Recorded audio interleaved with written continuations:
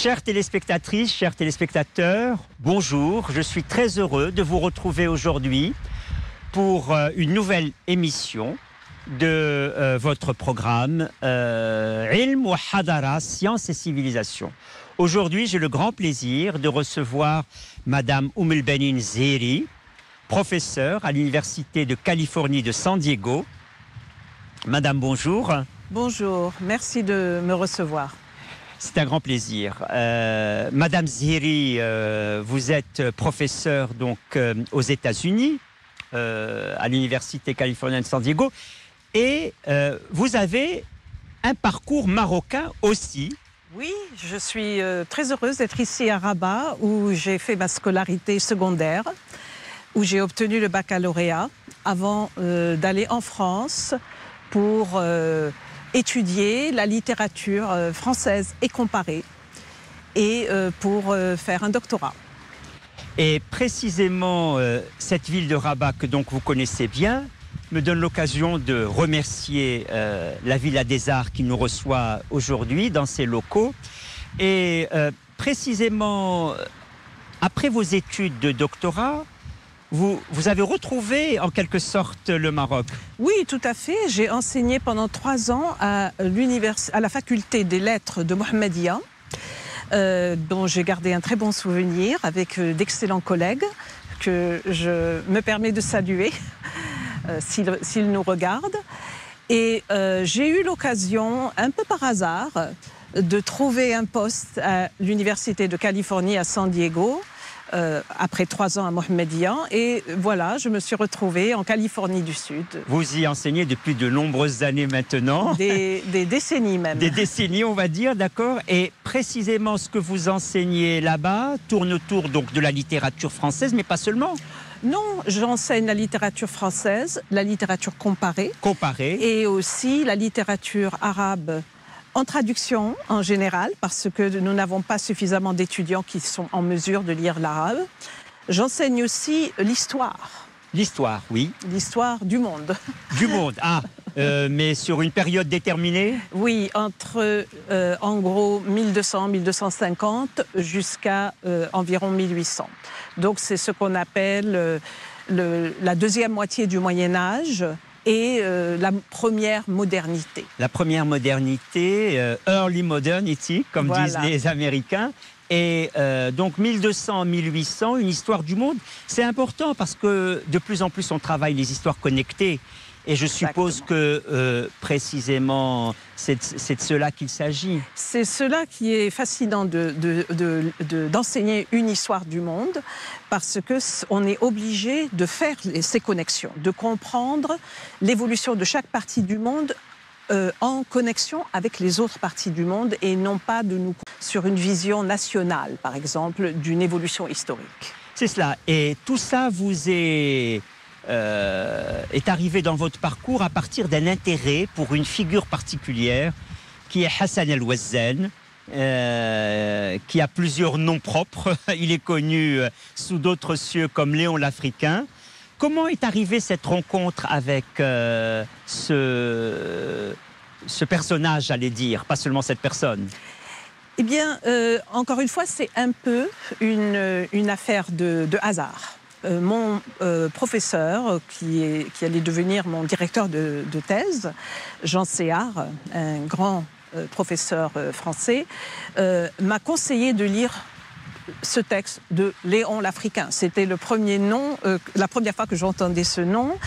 C'est avant vous savez que maintenant il y a de nombreux ouvrages et de nombreux travaux qui lui sont consacrés, mais à l'époque où je faisais mon doctorat. Donc dans les années 80. Dans les années 80, il y avait 80 plutôt que 90. Plutôt 80, oui. Il n'y avait pas grand-chose qui avait été publié depuis plusieurs décennies sur cet auteur. Et il m'a conseillé de lire. Il m'a dit, voilà un auteur important, un auteur qui est cité dans beaucoup de textes du XVIe, XVIIe siècle et qui n'est pas suffisamment étudié. Allez lire ce texte et dites-moi ce que vous en pensez. Le texte en question, c'est la description de l'Afrique, Wasf Ifriqiya, qui est un traité de géographie descriptive de l'Afrique. Avant de parler de l'ouvrage de Léon l'Africain, arrêtons-nous un peu sur cette figure de Hassan al-Wazzan, qui a servi la dynastie Wattasside, et qui est... donnez-nous à peu près sa période. Il est né... Probablement, on n'est pas certain de sa date de naissance, probablement aux alentours de 1490. Donc à peu près à l'époque de la conquête de Grenade par les rois catholiques en 1492. Il est né à Grenade ou près de Grenade. Il est né donc d'une famille andalouse, c'est un Andalou, d'une famille de notables. Et cette famille a quitté la Grenade nasride pour aller s'installer à Fès, où régnait la dynastie Wattasside. Donc il est contemporain de la fin des empires musulmans en Andalousie. La toute fin. La Grenade était le dernier royaume musulman de l'Andalousie. C'est cela. Et qui prend fin en 1480. Donc il est d'une famille andalouse de Grenade et de sa région, et chassé en quelque sorte par pression des rois catholiques. Il se retrouve avec sa famille dans quelle partie Il se retrouve à Fès. À Fès. Très exactement à Fès, où il semble que sa famille ait trouvé une position relativement éminente à Fès. On sait que son père possédait des propriétés dans le Rif. On sait qu'un de ses oncles était ambassadeur. Comme beaucoup d'Andalous éduqués, sa famille s'est intégrée dans les structures politiques et administratives de la dynastie Wattasside. Et cette dynastie est très peu connue des Marocains en général, parce que précisément ce fut une dynastie à une brève... comment dirais-je, qui ne fut pas si longue dans son règne. Non, les Wattassides viennent après les Mérinides, dont ils sont des cousins, en fait, de la même généalogie, si vous voulez. À partir, donc, toujours cette fin du 15e siècle, lorsque la famille de Léon, de Hassan al-Wazzan plus exactement, il n'est pas encore Léon, arrive à Fès, c'est une dynastie qui n'est plus très puissante et qui doit affaire à beaucoup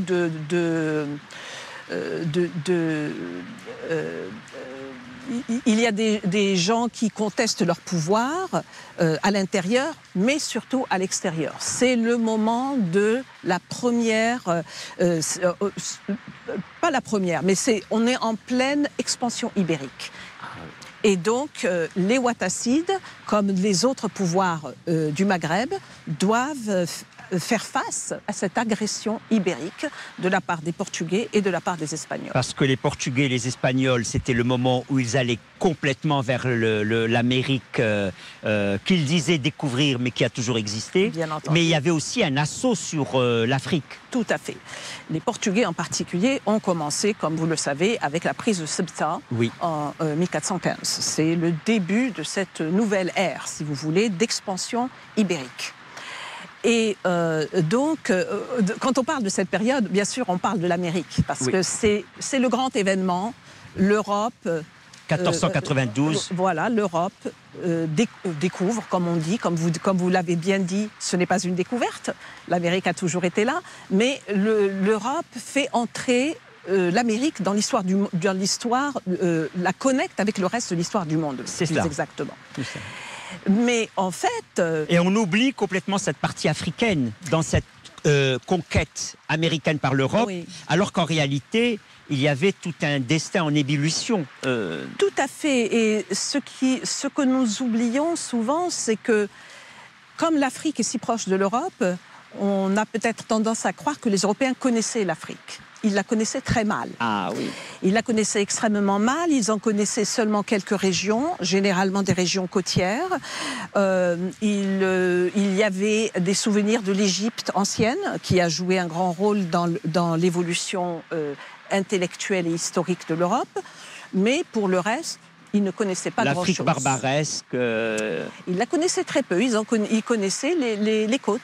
Les côtes. On sait que, par exemple, la cartographie nous montre qu'ils avaient une connaissance relativement bonne des côtes. Des côtes, mais pas l'arrière-pays. Mais l'arrière-pays est très très peu connu. L'Afrique intérieure, ils ne la connaissent pas. Revenons à Hassan Louazen. Donc il grandit dans cette atmosphère que vous décrivez et il devient Léon l'Africain. Comment Hassan Louazen devient Léon l'Africain? Donc avant qu'il devienne Léon l'Africain, il faut savoir que suivant les traces de sa famille, il devient lui-même un fonctionnaire, quelqu'un qui travaille pour le Marzan Ouattassid, pour la dynastie.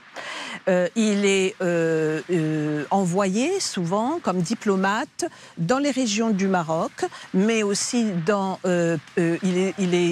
il fait au moins une fois, probablement 2 fois et peut-être plus, la traversée du Sahara pour visiter, aller dans l'Afrique de l'Ouest et même plus tard l'Afrique de l'Est. Et il connaît aussi le Maghreb. Donc c'est un diplomate. C'est quelqu'un qui arpente toute cette Afrique. Qui la visite pour des raisons diplomatiques, pour des raisons de son service. De son service. Il y a sans doute des voyages personnels, mais la plupart de ces voyages sont vraiment des voyages pour le service du sultan Ouattassid, qui s'appelait Mohamed el-Boursoukali, qui est ainsi nommé parce qu'il avait été capturé par les Portugais. Ah. Et donc, c'est au cours d'un de ses voyages, lorsqu'il est envoyé, peut-être pour le plus grand de ses voyages, à Constantinople, à Istanbul plus exactement, la capitale de l'Empire ottoman. Oui. Et il est donc envoyé pour représenter le sultan Ouattassid. Il va à Istanbul, il en revient. En 1518, le vaisseau qui le ramène vers le Maroc est saisi par des pirates siciliens qui le capturent, se rendent compte probablement qu'ils ont capturé un ambassadeur, un personnage important, et le livrent au pape Léon X, qui était de la grande famille des Médicis. Et c'est ainsi que Hassan Louazen devient Léon, parce que le pape lui donne son nom. Après 1 an de captivité, oui. Il se convertit au catholicisme. Nous savons très peu de choses sur cette conversion parce qu'il n'en parle jamais. Nous pouvons supposer que c'est une conversion forcée parce qu'on ne voit pas très bien comment il aurait pu exercer son culte dans la Rome du début du XVIe siècle. C'est tout simplement quelque chose qu'on ne peut pas imaginer vraiment. Et puis surtout, il n'aurait pas été libéré. Il aurait été resté un captif. Il serait resté un captif. Et il n'est pas resté captif. Non, après sa conversion. Donc sa conversion, lorsqu'il se convertit, le pape lui donne son nom, Léon. Et l'Africain, d'où vient l'Africain? L'Africain, c'est parce qu'il vient de l'Afrique. Il vient de l'Afrique. Et il se met à écrire cette grande œuvre, ce grand œuvre qui s'appelle La description de l'Afrique. Il écrit plusieurs œuvres. Il écrit plusieurs œuvres. Et la plus grande œuvre, la plus importante, la plus influente, c'est la description de l'Afrique. Et cette description, elle est faite en quelle langue? La description est écrite en italien. En italien, oui. Un italien approximatif, il faut bien le dire. Lui-même l'apprenait. Lui-même l'apprenait. C'est un livre qui est terminé, donc nous le savons, il finit de l'écrire en 1526. 1526, donc captivité 1518. Conversion 1520. 1520. Fin de l'ouvrage 1526. Et cet ouvrage, Wasf Ifriqiya, description de l'Afrique, qu'est-ce qu'il décrit? Il décrit l'Afrique qu'il connaît. C'est-à-dire que ce n'est pas toute l'Afrique, c'est le Maghreb, oui. Le Sahara, l'Égypte, l'Afrique de l'Ouest, une partie de l'Afrique de l'Est. Il ne connaît pas l'Afrique subéquatoriale. Oui. Ça, c'est une Afrique qu'il ne connaît pas, qu'il n'a pas visitée, et sur laquelle il n'a pas pu lire de texte, bien sûr, parce qu'un autre élément de Léon l'Africain et de son œuvre, c'est non seulement qu'il a voyagé et qu'il a observé, mais il a aussi beaucoup lu. C'est un homme cultivé. Donc il a lu des ouvrages sur l'Afrique qui ont nourri aussi sa manière d'écrire. Quand vous dites qu'il a beaucoup lu, on sait qu'il vient d'une famille nasride, qu'il a grandi un peu à Grenade avant de rejoindre le Maroc, est-ce qu'il est connecté à tout l'arrière-plan de la culture arabo-musulmane de l'Andalousie?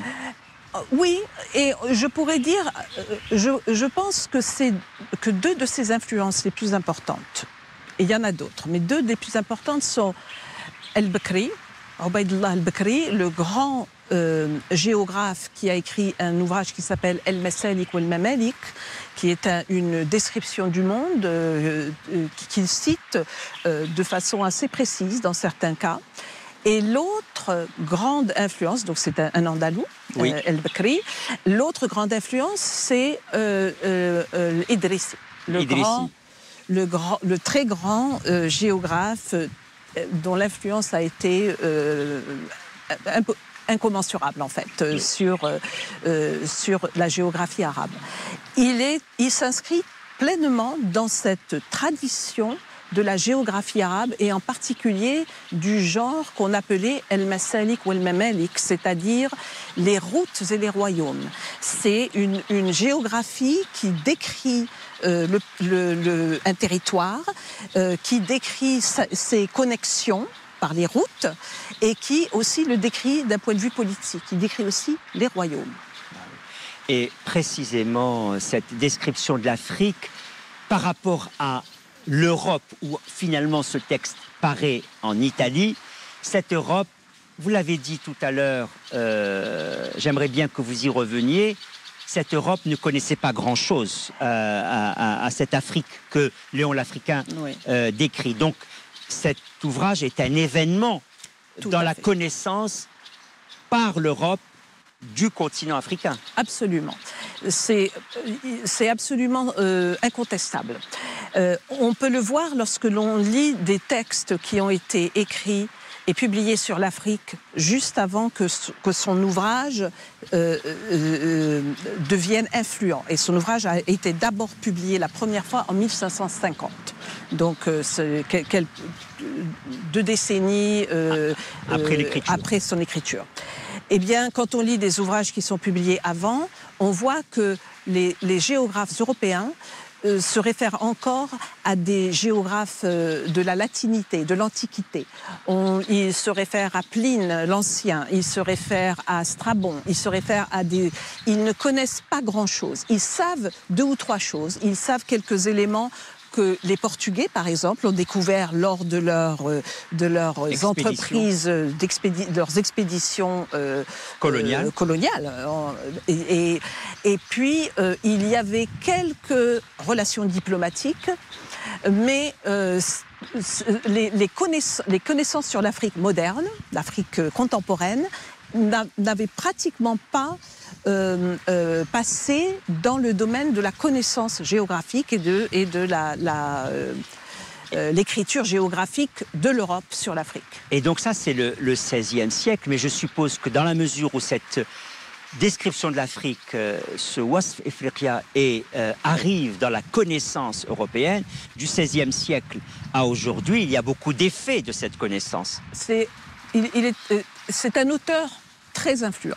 Il a été cité directement ou indirectement par certains des plus grands auteurs européens. Par exemple, Montaigne. Montaigne le cite, pas directement, je crois, à travers un autre auteur qui le cite. On a le Jean Bodin, qui est le grand philosophe politique de la fin de la deuxième moitié du XVIe siècle en France, le cite beaucoup, l'a lu beaucoup, avec beaucoup d'attention, et le cite à plusieurs reprises. Son travail, le travail de Léon l'Africain, est aussi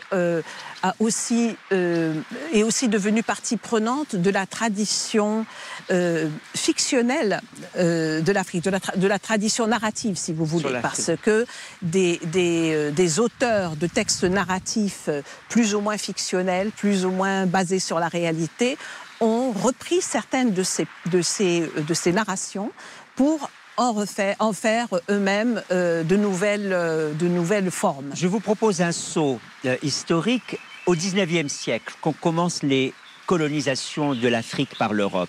Est-ce qu'il y a eu une lecture de Léon l'Africain par les états-majors pour aller vers ce continent. Mais complètement. Il est un élément très important pour comprendre non seulement l'influence de Léon l'Africain, mais aussi la durabilité de cette influence, c'est que au XIXe siècle, il y a encore des cartes de l'Afrique où pratiquement toute la toponymie vient de Léon l'Africain lui-même, directement. Lorsque les Français, en particulier, attaquent le Maghreb, eh bien, ils se réfèrent à la description de l'Afrique parce que c'est là qu'ils trouvent des renseignements sur l'intérieur de ce Maghreb qu'ils connaissent encore très mal. Et c'est comme ça qu'ils tracent les cartes ou qu'ils produisent les cartes qui vont leur permettre d'entrer dans ce continent. Donc oui, Léon l'Africain a été utilisé aussi pour aider les colonisateurs au XIXe siècle. Ces usages sont pluriels sur plusieurs siècles. Et je vous propose, après ces usages, puisque nous arrivons au contemporain, de revenir en marchant, si vous voulez bien, sur vos recherches actuelles compte tenu de toute cette connaissance que vous avez emmagasinée sur cette figure de Léon l'Africain et nous parler de deux points qui sont très importants pour vous et pour nos téléspectateurs. Les voyages et les rencontres. D'accord. Les rencontres, les voyages, c'est des thèmes sur lesquels vous travaillez maintenant avec cet arrière-plan de tous vos travaux très connus aujourd'hui sur Léon l'Africain. Sans précisément blesser votre modestie, vous êtes la spécialiste international sur Hassan El-Ouazzane, dit Léon l'Africain. Rencontres et voyages, vos travaux actuellement, je crois qu'ils portent sur ces deux thématiques. Oui, et comme vous le dites si bien, cela s'inscrit dans le prolongement de l'intérêt pour Hassan El-Ouazzane, Léon l'Africain. Hassan El-Ouazzane, Léon l'Africain, son œuvre a d'abord influencé la culture européenne. Je m'intéresse aussi à d'autres personnages qui viennent, comme lui, de l'Afrique du Nord ou du Moyen-Orient, et qui ont rencontré l'Europe et qui ont influencé la culture d'Afrique du Nord ou du Moyen-Orient. Et il y en a beaucoup, et en particulier, il y a beaucoup de Marocains. Il est bien connu que une bonne partie des récits de voyage, en particulier des récits de diplomates en arabe durant cette première modernité, 16e, 17e siècle, ont été écrits par des auteurs marocains, en partie parce que le Maroc, comme vous le savez, ne faisait pas partie de l'Empire ottoman. Donc il avait sa diplomatie particulière, propre. Et il y a eu un certain nombre de diplomates qui ont visité l'Espagne, qui ont visité la France, qui ont laissé, ou d'autres pays bien sûr, et qui ont laissé soit des récits de ces voyages, soit des lettres dans lesquelles ils racontent ce qu'ils voient. C'est une source absolument fascinante de la rencontre des cultures et je m'intéresse beaucoup à cette littérature-là qui est... En particulier, je crois qu'il y a une grande figure du XVIIe siècle. Oui, Ahmed El-Hajari. Ahmed El-Hajari, et c'est une sorte de nouvelle itération d'un Léon l'Africain. Lui, il est maurisque, il est né, c'est-à-dire que... Les maurisques, c'était donc ceux qui... Les Andalous, oui. Qui avaient été convertis ou qui étaient descendants de gens qui avaient été convertis au catholicisme. Ahmed El-Hajari, il est né environ en 1570, donc nous parlons d'une Espagne qui a voulu supprimer sa minorité musulmane en les forçant les musulmans d'Espagne qui étaient restés après la fin de la conquête par les rois catholiques, les forcer à la conversion et les forcer à l'assimilation. Ahmed El-Hajari s'est enfui de cette Espagne pour ne pas supporter cette persécution. Et il est devenu un diplomate lui-même et un officiel qui travaillait pour la dynastie marocaine qui a succédé aux Ouattassides, qui est la grande dynastie saadienne, bien sûr. C'est ça. Et il a longtemps travaillé pour Moulay Zidane, qui était le fils de Ahmed al-Mansour al-Dahabi, qui est bien connu. Moulay Zidane est moins connu, mais c'est un sultan très intéressant, à beaucoup d'égards. Et il a aussi travaillé, Ahmed al-Hajari, pour les fils de Moulay Zidane. Donc il a laissé une œuvre également. Il a laissé une œuvre fascinante, une œuvre double. Il a écrit une autobiographie en arabe. Et il a aussi fait des traductions en arabe de textes européens, de textes de langues européennes plus exactement, généralement de l'espagnol, mais il a parfois traduit, semble-t-il, des textes du français avec l'aide d'une personne qui pouvait lui expliquer, ou même du latin d'ailleurs. Plus je vous écoute, plus je me dis que cette idée qui est souvent rebattue, qu'après la grande période de classique andalouse, après le XVe siècle, rien ne s'est passé jusqu'à la colonisation. Tout ça, c'est une histoire à réécrire. Et c'est le travail auquel vous participez. Auquel je participe, mais beaucoup d'autres personnes y participent. Et je suis ravie de dire qu'il y a beaucoup une histoire vivante du XVe siècle au XIXe siècle, une histoire vivante au Maroc. Une histoire il y a beaucoup de choses qui se passent. Intellectuellement, politiquement, à beaucoup d'égards. Il y a beaucoup de chercheurs, d'historiens marocains, et d'ailleurs qui travaillent sur ces questions. Comme j'exerce aux États-Unis, je peux vous dire qu'il y a beaucoup de chercheurs américains qui écrivent des choses fascinante sur le Maroc du XVIIe siècle, du XVIIIe siècle. Et il serait très bon que toute cette littérature arrive aux Marocains en arabe, Inch'Allah. On peut espérer que tout ce travail auquel précisément vous êtes associé et auquel vous donnez aussi le là, arrive au Maroc.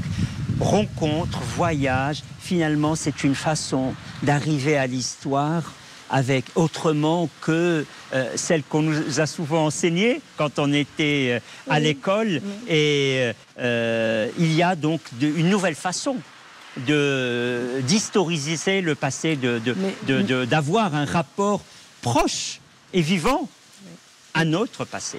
L'histoire n'est jamais complètement écrite. L'histoire doit être réécrite. Le passé nous surprend. Le passé nous surprend. Nous devons découvrir le passé. Le passé n'est pas inscrit. Nous devons l'inscrire. Nous devons trouver les documents d'abord. Parfois des documents qui ont été omis, qui ont été oubliés, qui ont été perdus et que l'on retrouve au hasard de recherche dans les archives. On trouve le texte de Al-Hajari avait pratiquement disparu jusqu'à ce qu'on en trouve un exemplaire dans Dar al-Koutoub du Caire. De la bibliothèque du Caire. Donc, une façon nouvelle de faire l'histoire, un intérêt particulier aux archives, un intérêt particulier aux manuscrits. Absolument. Pour pouvoir, les générations qui viennent aillent vers cette surprise qu'est notre passé. Absolument. Merci beaucoup pour cette rencontre avec vous, avec vos auteurs, avec Hassan Louazen. Chères téléspectatrices, chers téléspectateurs, je vous dis à une très prochaine fois pour votre émission, dans votre émission Science et Civilisation, Ilm wa Hadara. Merci beaucoup. Merci Ali Ben Makhlouf.